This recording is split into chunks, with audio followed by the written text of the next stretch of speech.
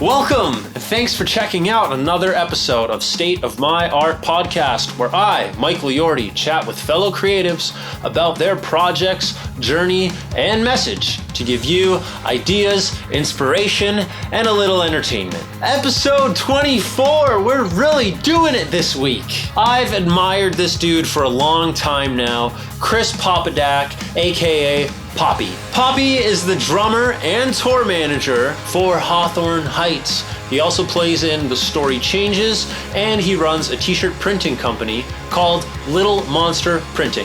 Hawthorne Heights kind of became Rosedale's big brother band. I'd see them at Warped Tour, I'd finagle my way to get on their supporting slots, occasionally hit them up for guest list spots. I was kind of the annoying little brother that never went away, but luckily they were pretty cool to me and respected my hustle.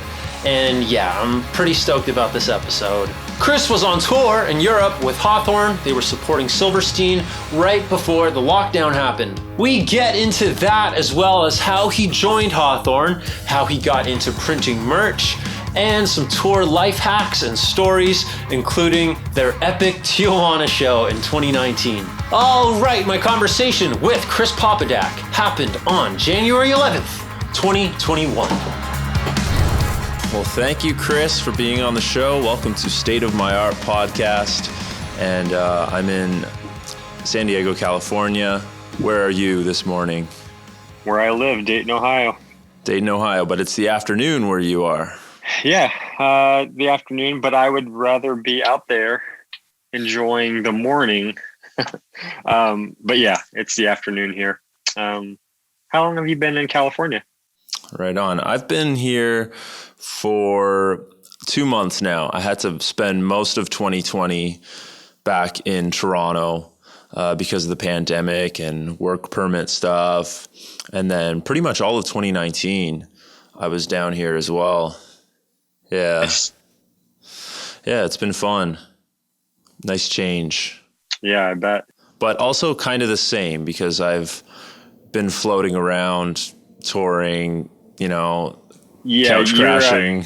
You're a guy that, like, I feel like you were always living in your van, and you pretty much, and you would just pop up all over the country, like in the most random places. I'm like, what are you doing here? I'm like, oh yeah, you live in your van, like you're always on tour. Yeah, and a lot of times I would have off days and just like stop in at festivals like I would at Warped Tour and just hustle in the parking lot. So you guys were on a lot of the main stages of those festivals. So yeah, we ran into each other quite a bit. Yeah, you were, we met in 13. You were out there every night playing. Yep. That's crazy. Yep. Well, it's cool that like we kind of kept in touch, and I really appreciate you taking the time to be on my little show here. It means a lot to me, and I'm sure my viewers. I tend to have more artists that are kind of just in the developing stage and just starting up. So it's nice to have someone who has been in and out of the industry for many years and has seen the highs and lows. And obviously you're part of a very successful band, Hawthorne Heights, who I grew up listening to. I'm repping the shirt today. The most genius shirt I've ever seen a band print. So we'll get into that, and I'm sure these sell like hotcakes, man. Do you print their merch as well with Little Monster Printing? Kind of yes and no. Like I did for a long time, and then I joined a print shop with two of the other guys in the band. Okay. And collectively we printed all the Hawthorne merch. I just recently left that company and went back to working on my own, doing Little Monster Printing. So I may or may not be printing some of the Hawthorne merch. Like their shop may handle all of it. If there's things that they can't do, maybe I'll end up doing it. But we haven't really got there because I just left the company the first of the year. So, but technically I've been the one printing all of the Hawthorne merch. Like for the most part, I've printed most of it for the last couple of years. Cool. I don't know too much of the history. I'm just a fan of the music. Mm-hmm. But where did it all start? When did you start printing merch first, or did you join Hawthorne and then get into it? I started printing merch. So me and Mark from Hawthorne have a band called The Story Changes that we've been doing since 2003. So that was around before Hawthorne even was a band. We used to play shows with A Day in the Life, which became Hawthorne. So when me and Mark were playing, I had already been kind of printing, just like real basic stuff, real simple. But I was like, I can print our own shirts. So I started printing in my apartment in like 2000, probably 2000 is when I started printing stuff for like any punk band I was in or whatever. And then around 2002, 2003, when I was doing stuff for our band, The Story Changes, we were touring all the time. And I ended up just getting a lot of clients from around the country, just meeting bands and be like, oh, I can print your merch. And then I didn't join Hawthorne until 2004. 14. Jesus. They started. I was going to say. They started in 2004, hardcore. In 2014, I believe is when I came on board as the drummer. So yeah, I had already been printing, doing Little Monster printing for, at that point, 10 years plus. So it just kind of was one of those things. It was like a do-it-yourself kind of vibe. Like, well, if we can print our own merch and save some money and we'll make more money, like I'll just do it. And then it allowed me to just practicing it better, over the years. Awesome. Yeah, it's really good quality. And what better way to, lower your costs than to do it yourself? That's what I always say. I wish I knew how to print t-shirts. And that's like probably your biggest moneymaker. It can be if you're touring.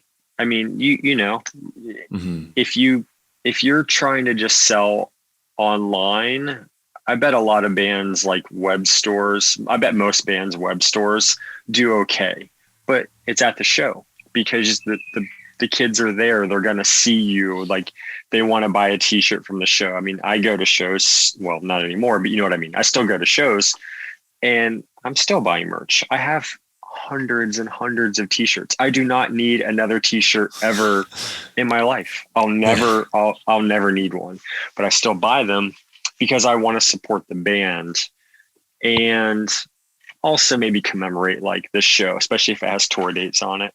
Hawthorne kind of did the same thing. Like JT started printing and he was doing Hawthorne merch for a while. Probably like, I don't know, 8-9 years ago, something like that. He might have started printing some of their merch, but it was more of like, keep the cost down, make a little bit more money. And when you have that skill set, why not use it? The only time it's really hard is when your band's on tour all the time and you're trying to like, well, do we print thousands and thousands of shirts before we leave and then deal with getting them to us? Or do we pay a company while we're on the road? But this last year in 2019, we actually used some other print shops. We were in England and we got some stuff done over there. We have a shop in California we would use. Like if we were on tour and we ran out of something, we would like go to another shop and just try to give them some business. But most of the time it's more about like, we're DIY kids, we're all punk kids. Yeah. So, yeah. I mean, yeah, that's awesome. Yeah. I didn't realize more of you printed. Yeah. JT was one of the partners in the business I was in. He's a printer as well. And then Mark, our guitar player, he's a designer. So cool. We kind of just, all merged and, but yeah, we're very hands-on as a band, I guess. Yeah. I see that for sure. Maybe to a fault, but because when you're that hands-on, you're always working. Right. Yeah. I feel the same way where it's like, sometimes I wonder, could I be allotting this time that I'm programming my own light show or designing my own album cover to writing better songs? Maybe, or maybe I would just watch more hockey. I don't know. Well, you're obviously driven though, and you have a vision for something. If you can create it, why not? I mean, it's one of those things that your band is like, is it your full-time gig, or has it been your full-time gig? Okay. So for the last 4 years. Yeah. Yeah. So all the time that you put into it, whether it's design or programming or writing, it's all part of the big picture, right? Yeah. And I feel like that drive carries over, and I'm sure it does for you guys as well, where it's like, all right, if we can bang out 1,000 t-shirts in a couple days, then who's to say we can't like update our website real quick too? You know, you start becoming this workaholic where it's like, well, if we could do that, we could do this. Yeah. You said something real quick. Nothing is real quick. Yeah. Like, can you just like add like 40 new designs with all of these like variants? Like, yeah, give me a day. Like, well, that should be pretty easy. Like, yeah, but it still takes time. Like, that's the thing. It's like you have to, when you start doing all that stuff, like you said, you're taking time away from writing music and creating music. But it's just one of those things. Where do you feel like your time is best spent? You know, like, but you, like, I mean, the last time that I saw you was in the warehouse in Wisconsin, right? Is that you rolled up? We bumped into each other on a Warped Tour as well, but I was playing drums for a band, we played together at the warehouse. Yes, and you were by yourself. Yep. Like you were, so like you did a show by yourself with a full band. Like, so it's just crazy. Like, you took all of that time to create this show, but you took the time and you were able to get it all done. But the thing is, it all takes time. Like, I'm sure that took, if not months, at least weeks of your life to get that ready. But I mean, totally. When you have your own thing and you have something that like is all of your being, it's hard to kind of give up something to like allow yourself to work on the music. It's hard to like give up control, I guess. Yeah, I become more and more of a control freak as I do more myself. You would think it would go the other way, where it's like, I should probably let some things go and get other people to do things. And like in business, you're taught to do that. Like, you should really be doing the one thing that you know how to do, and that is lead the business. But oftentimes I've hired so many other people to do things over the years, small projects, small costs, more of favors. Yeah. But it often becomes like, this took so long to get done and I'm not even 100%, happy with it, or it can be improved on, but I don't want to wait another week. So that's how it all kind of started. And then with band members, it kind of became the same thing, where it was like, I taught these guys for hours and hours and hours, especially with session musicians, all of these parts to get them exactly, and to kind of create this chemistry through our like so that we kind of sound like we've been a band for years. Yes. And it worked, but that control freak in me pushed them away, and often they'd leave in the middle of tours. So it kind of just made sense. That one-man show that you saw was kind of in development for about the 2-3 years that we hadn't played a show together since I had a band. So yeah, it took a while, but it was so much more rewarding that it was something unique too. And it was, I mean, I was selling merch on that tour, and like somebody in the band texted me, "You've got to see this." Like, because the merch was down a flight of stairs. It was on the second landing. So the warehouse is 3 floors, and it's the worst 56 stairs. Yeah. It's the worst fucking load in. It's the worst, and it's not the worst. But somebody texted me, and so I came upstairs for a little bit. I left my post, and I was like, all right, this is something I've literally never seen this before. Like a 1-person band with a projector playing all the parts. Like, it's crazy. Like, it's so crazy. But I think you're right. Like, teaching, I don't know. I've never dealt with like I'm a hired gun in Hawthorne. I mean, I was, I worked for them. And then when their drummer left, the original drummer left, they asked me if I wanted to audition. And I did, and I got the job. One, because I had already been touring with them. Like I was their tour manager and their merch guy. So they could already live with me in a van. And you're a solid drummer. You definitely hold it down. Yeah, like I knew the songs. I can play to a metronome because I already had been. And me and Mark have a band together. So me and Mark have been playing for years. And I'm pretty competent at like, I'm not a great drummer. I'm not a drummer that does improv, at all. But if somebody says, here, learn this part, can you fill in for this band? Can you like learn a song? As long as it's in my wheelhouse, like mid-tempo rock stuff. Yeah. Like, but if it was like a double kick theme, like now I'm out. Like if it was like a metalcore band, there's no way I could have ever done it. But Hawthorne is so similar to my other band, The Story Changes. Cool. It's tempo wise and like the same genre, if you will. I'm like, my first practice was like, I probably got like a B, like my first like run through, like, okay, the parts, there's just a couple of like E's and ands and uhs that you didn't hit, like, because they do weird.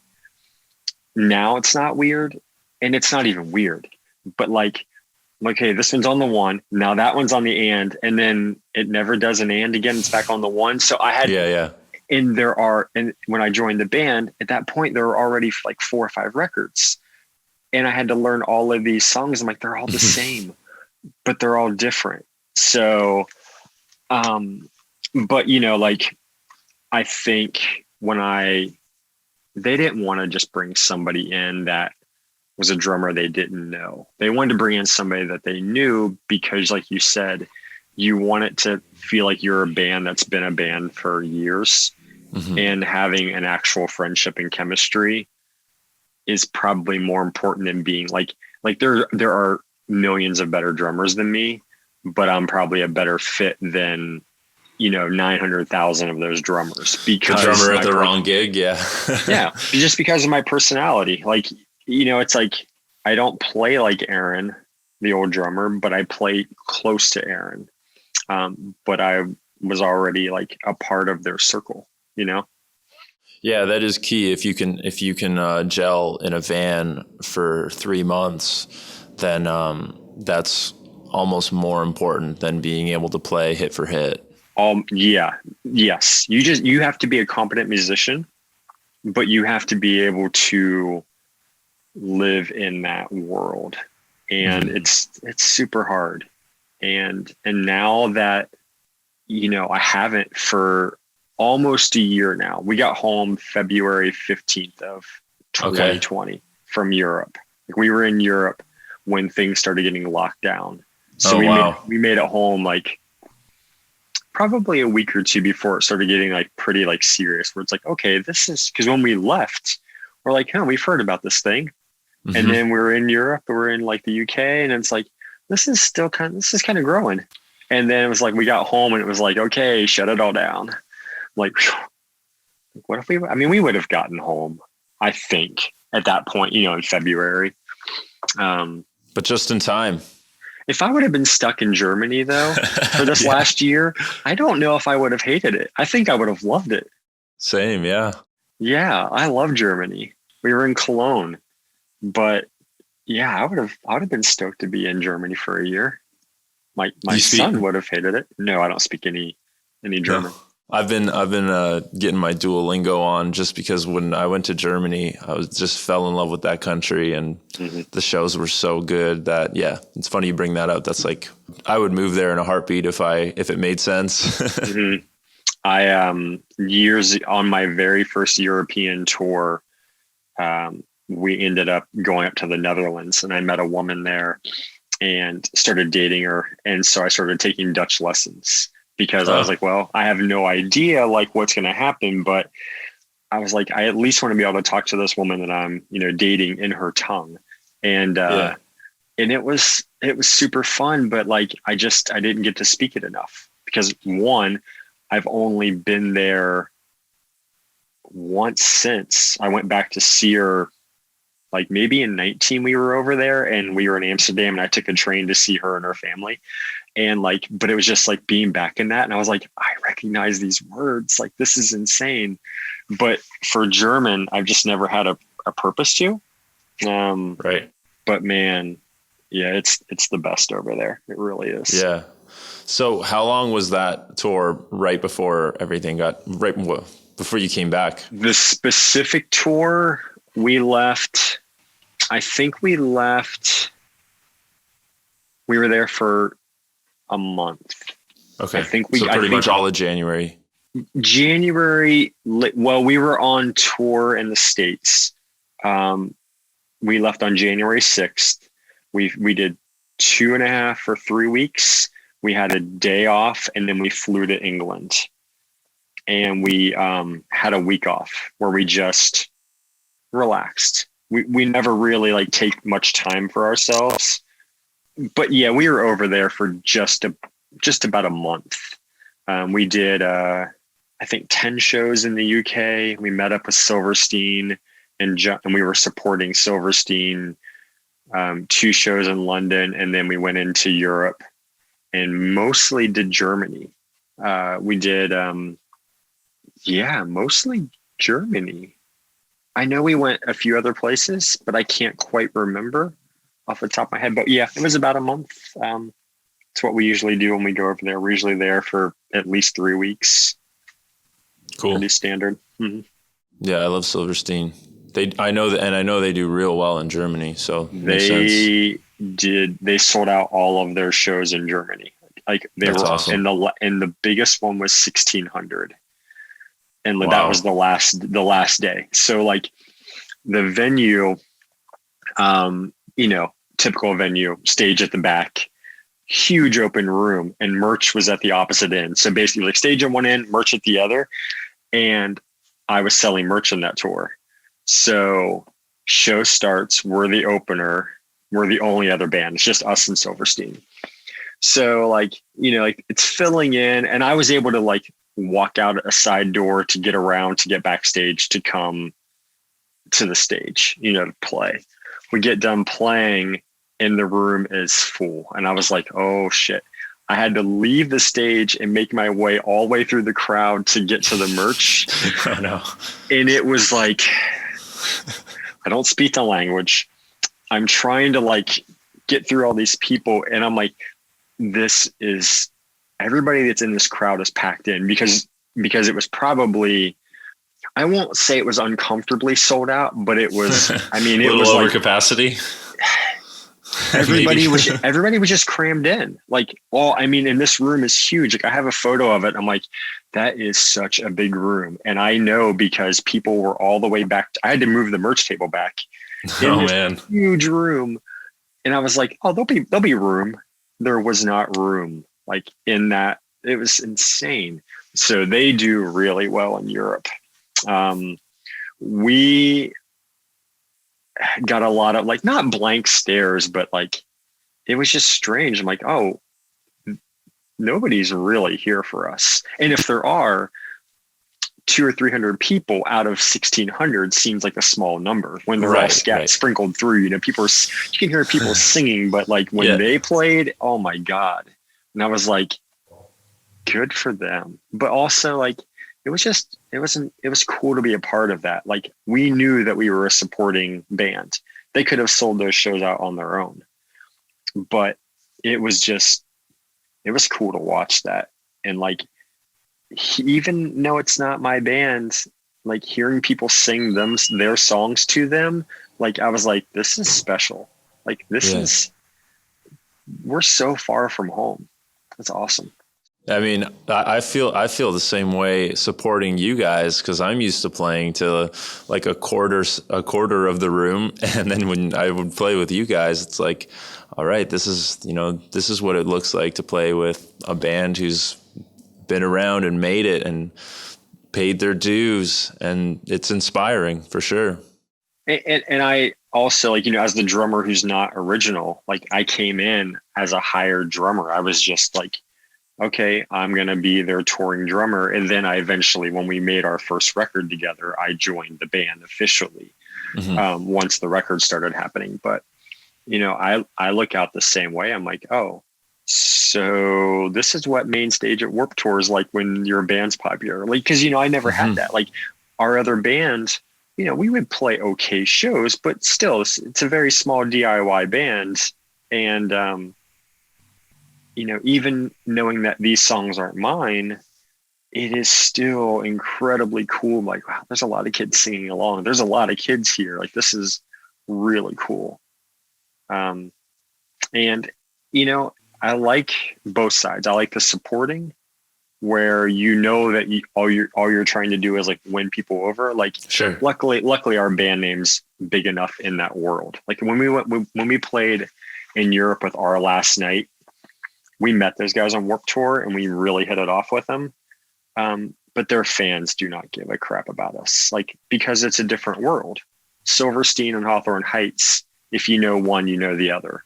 Sure. Yeah. Because it's the same scene, the same time frame. A band like yourself or a band like The Story Changes, if we go play with some of these other bands supporting, we're kind of unknown, so you're really like, you just have to be a good musician and you have to have a good show. You just have to play well.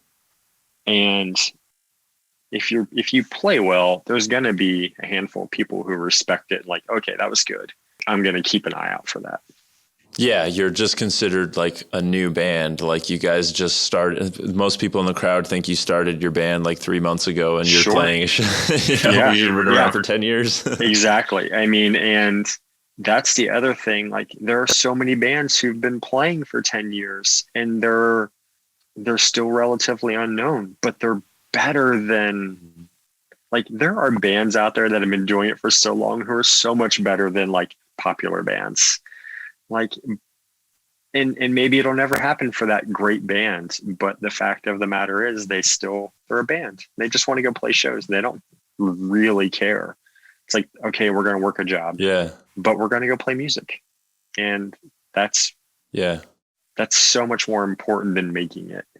I'm glad you brought that up because I see them all over the country when I'm finding local bands to fill my shows that I'm like DIY promoting. I'm always like, man, I can't believe you guys are just like doing this part-time on weekends for fun. It sounds like you guys could take this around the world and do pretty well. But it makes sense as to, why they don't pull the trigger and dump a bunch of money into it, because it doesn't always make sense. And a lot of it's luck. A lot of it is. Yes, it is. Just networking and other things that even someone like me might not be good at. Like I was never really good at this sort of thing, staying relevant online and working on my online presence and trying to get a following. And a lot of my fans are always asking me, like, why haven't you had the success that these bands that we follow have? And I don't know if maybe that's the answer, that I just haven't taken care of the YouTube side, the TikTok side of the internet, or what, or maybe I just need to write better songs. But at the end of the day, it comes down to just like keep swinging at it, and eventually you'll get your break. And you might just be, meeting someone or doing a podcast that a bunch of kids really relate with. Who knows? Yeah. I mean, there are too many things when it comes to art that need to fall into place. Like timing. I mean, you have to be good no matter what. If you're a filmmaker, if you're an artist, if you're a musician, right, you have to be good. Like there are some, like, think about the early, like the late 90s actual emo scene. A lot of those singers were terrible. Like, but they were endearing because it was like, oh, they're not great, but they are giving it everything. You can tell that it's just them being as honest and raw as possible, but their band was really good. So it was kind of like a connection. It's like, okay, this guy's voice is kind of off, but it's so heartfelt and so passionate that, like, and the band's great. So that kind of helps. Like the band was really good if the singer was kind of whatever. Like, or if the band wasn't good, the lyrics were good. There was some element that was spot on. The only thing that will never fly is a bad drummer. If your drummer sucks, your band is terrible, because it's embarrassing for every single person in the room. Like, because at the end of the day, like, people connect with the lyrics and they connect with like the vocalist a lot, but they're still like bobbing their head to the beats. And if the drummer can't keep it, everybody knows like the drummer's terrible. Like a singer, a lot of people don't know this, but like the best singer will have a terrible night and just not sound good. Like somebody that can sing so well can have a bad night. And it's like, that sucks. You feel bad for them, but the show still went on. If the drummer, and I've been that guy where it's like, I am playing so bad. Like, this is terrible. I'm playing the wrong song sometimes, or I'm like, whatever. I've ruined shows because I've played so bad. But a singer, if they're bad, they can just kind of step off the mic. They can fake it, like that you have a way to fake when you're having a hard night, hitting a note or hitting a pitch. It's like, I can get through this. A bad drummer, no, you're screwed. Yeah, that's a good point. You're only as good as your drummer. Yeah. And some bands, their drummer has a bad night every single night. And you don't, it's more of a subconscious thing as to why you don't know why the show wasn't very good, or most people don't. I was going to say the same thing about sound guys too, depending on the venue and the band. But sometimes you don't realize that if a band or a venue has a really bad sound guy, people don't like that venue. Or if a band is touring with a really poor sound guy, or just has a bad night where, he just can't get that front of house to sound good. You just think the band didn't sound great tonight, or it was just like a few dBs lower than the last band. Just that volume difference could make people subconsciously think, they weren't that good tonight. Yeah. And I think I won't say only musicians realize that, but only people who spend their lives, like, there's a lot of people that go to shows once every month or two, or maybe once or twice a year. They're never going to realize those nuances. The people that are involved in the industry, it's kind of like, I feel like we get it. So we have to like share that with people, like sometimes like you go see a band in a house show, they're never going to sound like they do if you put them on a stage and mic them up. It doesn't matter how big the stage is, but if the band's mic'd up and everything's mixed well, they're going to sound so much different. But there's an energy that you will get if you go see them in a basement on a floor. It's going to sound high pitched. The drums are going to be super loud. The vocals are going to be inaudible for the most part, but there's going to be something way more special about that show. And at that level, every band sounds the same. So that's pretty awesome, because every band is dealing with the same shit, which is nothing. It's just like, is your band good or not? And I've learned a lot about like the idea of mixing yourself as you play. Yeah. If you want to be louder or quieter, then you have to play like that. You can't just rely on your front of house guy.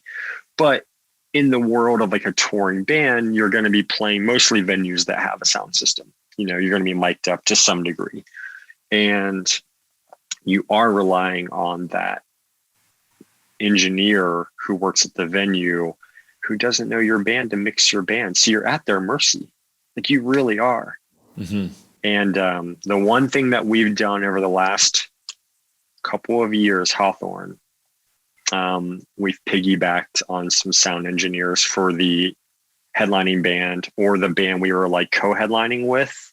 Nice. We've luckily found a few engineer, like we took Silverstein's engineer. When we tour with Emory, we use their engineer, which is one of the band members. And Newfound Glory also has the same tour manager and engineer as Silverstein. So whenever we would do a tour with them, like, hey, because we would typically be right before them. So it's like, can we we would ask the band, but then ask the tour manager / front of house, like, can we hire you? Yeah. If the band's okay with it, are you okay with making some extra money and mixing us? Because they know our set, they know what we're supposed to sound like. And it's the first time in a long time that the band's taken that additional expense and been like, this is important. We're playing shows to like 1,000 kids a night. We need to sound good. We can't leave it up to chance anymore. We don't want to leave it up to chance. So that's been something that like, I feel like our money, you know, we're printing our own t-shirts so we can pay a sound engineer, you know, every single show. It's like, okay, this is now the trade-off has come full circle. Because you're right. Like sometimes you only get one shot with a person in a crowd, especially if you're supporting, like, and if they're like a very casual show goer, if you sound bad, they're already out. You know, like if something sounds terrible, it's not pleasant to listen to. Like if you get like put on a black metal record, they sound like they're terrible, but that's the whole vibe of it. But if you are unaware of that, then it's just like, this sounds terrible. And I can't really like dig that stuff because it does not sound pleasing. But then I love like early screamer records that sound like shit. And I'm like, but it's an energy. Like, it's just like, this doesn't sound good, but it sounds awesome. Right. And their demographic almost wouldn't like that band had they been polished and produced. Sure. Because it would maybe expose their flaws or something that they don't want to expose. Then they don't want to sound that way. Right. No. And also those kind of bands are the bands that will play in the basement with no, maybe not even a vocal microphone. Like, I toured with a band that didn't use any mics at all. And they were like, they were interesting because they were very dynamic. So when they were really low musically, you could hear the kids screaming. Like, it was like, oh, they don't need mics because they can mix themselves. That's cool. But when you hear the records, I'm like, this sounds weird. Like, this is a little, and it wasn't even a great recording. It was just a recording of them playing live in a room. Probably. It just sounded like a little cleaner. And I was like, this is interesting. Yeah. But there's so many dynamics to the music, just going to see a show that a lot of people don't maybe take into consideration.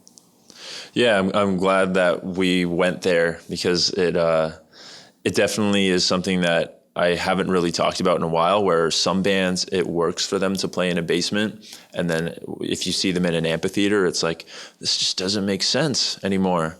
Like, go ahead. Sorry. I was just going to say, the first time I saw Taking Back Sunday, I was like, this is like a basement band opening for Blink on an amphitheater stage. I mean, I was down with it because I got it, but I was looking around like, I don't think anyone else understands like what this scene is, or a lot of people in the crowd didn't really understand like what they were doing up there, or what sound was coming out was like this underground emo sound at the time. This was before Where You Want to Be. Okay. But yeah. And then as far as the sound guys go, I mean, I never got to that point of being able to hire a sound guy. Sometimes I would hire the guy who mixes my stuff. He's kind of my mentor, Steve Risen, out of Toronto, to come mix my stuff because he's just down the street. But other than that, I've dealt with sound guy A to sound guy Z and had a lot of great experiences and a lot of not so great experiences. But what I ended up developing of all the hard work of programming a light show and editing video and recording myself, all the time it took for me to do that, the most beneficial thing I did that I think a lot of bands should do is I just made like basically a stage plot input list, but more of like a one sheet as for like what I want. And it was a lot easier with the one-man show. That's why I think I had a lot more success being a one-man act, is my inputs and everything were pre-mixed and automated. I was mixing myself on a digital sense, and like my guitar would come up when it needed to come up and come back down, and my vocal was like processing with delay and reverb. So the sound guy would just put the levels flat and it would be good most nights. Mm-hmm. But some nights they didn't understand that the backtrack was like my band. So if that was too quiet, the show was going to really suffer. So the input list I made was kind of like witty for the grumpy sound guy to actually accept me, and informative. And it ended up making most nights be like I had my own hired sound guy, and it was just someone new every night. Yeah, that was kind of, as the tour manager, I'm still the tour manager for Hawthorne, or I should say I was, and I will still be when we go back, because we will never, I don't know when there will be money to hire a crew again, because we're going to be taking a cut. I think, at least, maybe, who knows? All I know is that there's probably not going to be a show this year, so I'm not really worried about it. I'm not even thinking about playing shows. But when we would go on tour and we didn't have a sound engineer, especially when we were playing like smaller shows and we were headlining, playing like clubs 300 to 600 cap kind of rooms. If we were using the house engineer, part of my job would be like to go up and be like, hey, this is, just give them a briefing. Well, I would give them our stage plot, and in our stage plot, in every monitor section, I had like what we wanted in the monitors, but not really a mix level. Nice. Just like, hey, put these things in there. I was like, honestly, we're a very basic rock band. Like, everybody wants to hear their own vocal. The bass player wants kick and snare. Guitar stage right wants kick and snare. Really, and then I want like a couple of things, whatever. But it was my job to be like, hey, the track, once you get a level for it, don't touch it. It's just like accompaniment things. Like, it just needs to be audible. It needs to be like the same volume as everything else. You don't have to touch it. And it was just more, I had to do that every night, just kind of like, just touch base with them. And some nights it was fine. Some nights, like, I don't know. We never like to sound check. We only sound check whenever we're using our own engineer, or they have a digital board and enough mics to like leave everything. Like, if you're not going to touch anything, then we'll sound check. But if you're going to move mics, what's the point of sound checking? Like, we're the headliner. We can just take a few minutes and line check, because we're not divas and we don't need a lot. We just need to be able to, like, we actually don't even need to be able to hear anything. We just want to. If we're paying for sound, we want to we want to utilize it. Like, we went to Tijuana in 19 and we walked across the border. We played one show. We were supposed to have a Mexican tour and it got canceled, all but one show. So we salvaged the one show, walked over to Tijuana with only guitars. I might have had one. I had maybe my sampler. I had like maybe 1-2 pieces of drum gear. And we got to this venue and it was as punk as it could be. And it was just like one of those things. I'm like, okay, we're going to have to make the best with whatever we have. I mean, we were using all of the venue/band's gear, and they were so cool. They were so excited. They were so sweet and nice. And at first we were kind of being like, oh shit, this is going to suck. Like, this gear is not good. And when we got on stage and set up, I just kind of looked at everybody and it was just this thing. I'm like, we are a punk band. We played basements for years. We all have, in different bands, whatever, but we're essentially punk rock kids that have been fortunate enough to like have nice gear, and we've moved up. But I'm like, we know how to play our songs. Who cares what it sounds like? And once we played the first song and the kids just went nuts, and I was like, all right, we all kind of looked at each other like, can I swear on this? Yeah, totally. It was like, fuck it. Let's just have fun and give them a great show. And that kind of and it was so much fun. But it was like, the stage had holes in it. The cymbals were all broke. Like, the guitar amp was just on, you know, like it the only distortion was from putting the volume all the way up. Pretty much. Like, but it was so cool. And any time that we've ever been in a situation since then where it's like kind of shitty, you know, like sound wise, the venue's PA's crap. I mean, not every venue can have a nice PA, and that's totally fine. But we always made it a point to Tijuana. Like, that's just like our kind of catchphrase. It's like, we've done that. We've played on worse gear, and we have our own gear right now. So like, who cares what it sounds like?